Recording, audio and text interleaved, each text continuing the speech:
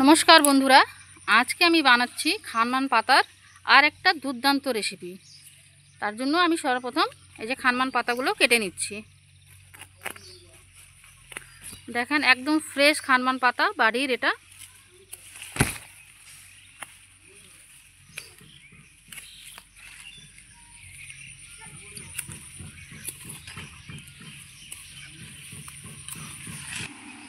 এই যে বন্ধুরা, আমার সব খানমান পাতা কাটা হয়ে গেছে। এই যে দেখেন কি সুন্দর ফ্রেশ পাতা।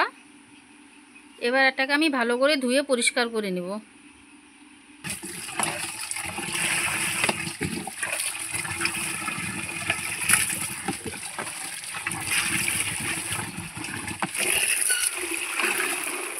যে বন্ধুরা, আমি খুব সুন্দর করে পরিষ্কার করে ধুয়ে নিচ্ছি।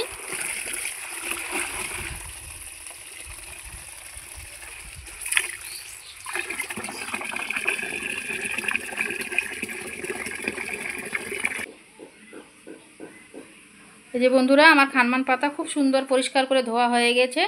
3 থেকে 4 বার জল নিয়ে আমি ভালো করে ধুয়ে নিলাম। এবার আমি এটা ছোট ছোট করে কেটে নেব। কেটে নিয়ে ফিরে আসতেছি। এবার আমি খানমান পাতাগুলো কেটে নিচ্ছি।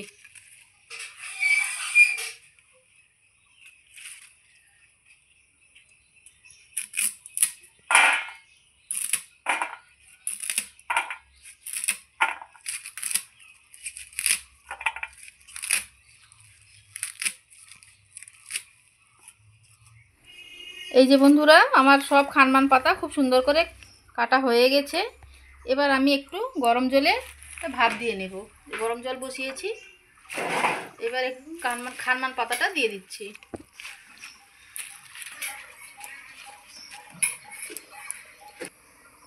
এবার একটু লবণ দিয়ে দিচ্ছি। লবণ দিয়ে খানমান পাতাটা আমি খুব সুন্দর করে একটু ভাপ দিয়ে নেব। তার লবণ দিলে তাড়াতাড়ি মজে যাবে। কিছুক্ষণের জন্য একটু ঢাকা চাপা দিয়ে দিচ্ছি। বন্ধুরা, কিছুক্ষণের পর আমি ঢাকা খুলে দেখে নিচ্ছি। এই যে দেখেন, আমার খানমান পাতা খুব সুন্দর ভাপ দেওয়া হয়ে গেছে। এইবার আমি এর মধ্যে আর একটা জিনিস দিচ্ছি। দেখেন, এটা হলো কাঁঠালের বীজ। এই কাঁঠালের বীজটাও দিয়ে দিলাম। আজকে আমি বানাবো কাঁঠালের বীজ দিয়ে খানমান পাতার বাটা। দুর্দান্ত একটা রেসিপি, পুরনো দিনের। আগেকার লোক এইভাবে কাঁঠালের বীজ দিয়ে খানমান পাতার বাটা খেত।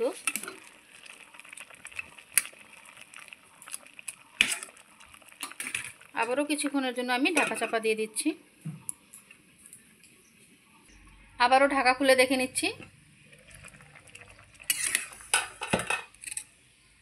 এই যে দেখেন বন্ধুরা, আমার কাঁঠালের বীজ খুব সুন্দর করে সিদ্ধ হয়ে গেছে।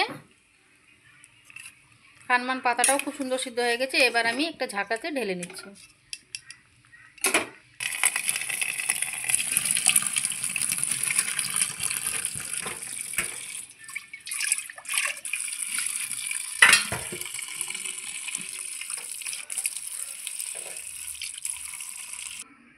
এই যে বন্ধুরা, খানমান পাতা আমার ঠান্ডা হয়ে গেছে। এবার একটা মিক্সিং বাটিতে আমি নিয়ে বেটে নেব।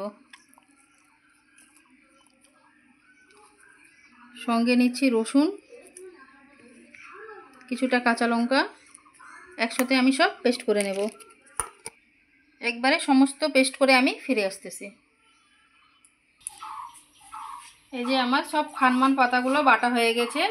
রসুন, লঙ্কা আর কাঁঠালের বীজ সব একসাথে আমি বেটে নিয়েছি। এই যে দেখেন, মনে হচ্ছে সবুজ পাহাড়। এত টেস্টি এই খাবার। দেখেন আমরা কতটা আমি বানাচ্ছি। দেখে মনে হচ্ছে না সবুজ পাহাড়, কিন্তু বন্ধুরা যখন এটা ভাজবেন, ভাজতে ভাজতে অনেকটাই কমে যাবে। আর খাতে এত টেস্ট কি দুইজন মিলে সমস্ত বাটাটা শেষ করে দিতে পারে। খানমান পাতা বাটার ভাজার জন্য আমি গ্যাসে কড়াই বসিয়ে দিয়েছি। কড়াই আমার গরম হয়ে গেছে। এবার দিয়ে দিচ্ছি সরষের তেল।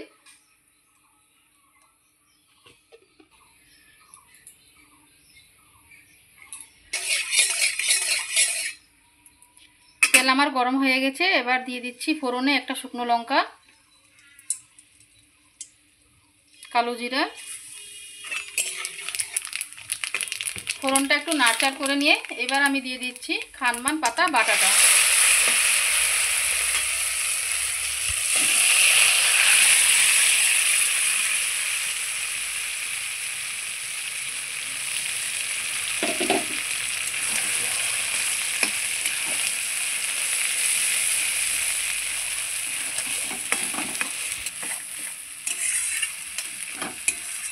খানমান পাতা বাটাটা আমি খুব সুন্দর করে তেলের উপরে কষিয়ে নেব। তার আগে আমি দিয়ে দিচ্ছি স্বাদ মতন লবণ,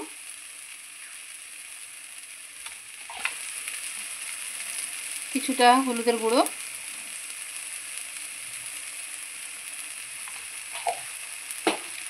লবণ আর হলুদ দিয়ে আমি খুব সুন্দর করে খানমান পাতা বাটাটা কষিয়ে নেব। যতক্ষণ না বাটা থেকে তেল বের হচ্ছে ততক্ষণ আমি কষিয়ে নেব। এই যে বন্ধুরা দেখেন কি সুন্দর করে আমার খানমান পাতা বাটাটা আমি কষাচ্ছি। এই যে কষাতে কষাতে কালারটা দেখেন কালো হয়ে যাচ্ছে। তার আগে আমি দিয়ে দিচ্ছি একটু সামান্য চিনি। মিষ্টিটা দিয়ে আবারও খুব সুন্দর করে কষাবো। কষাতে কষাতে এর কালারটা কালচা কালচা ভাব হয়ে যাবে।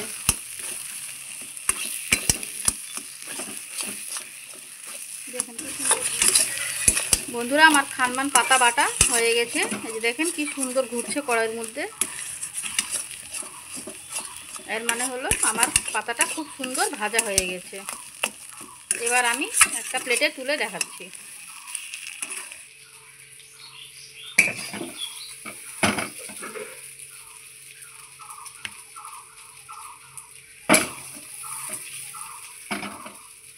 এই যে দেখেন কতটা কালার চেঞ্জ হয়ে গেছে। একদম সবুজ ছিল, এখন একটু কালো কালো হয়ে গেছে। তার মানে খুব সুন্দর বাটাটা ভাজা হয়ে গেছে।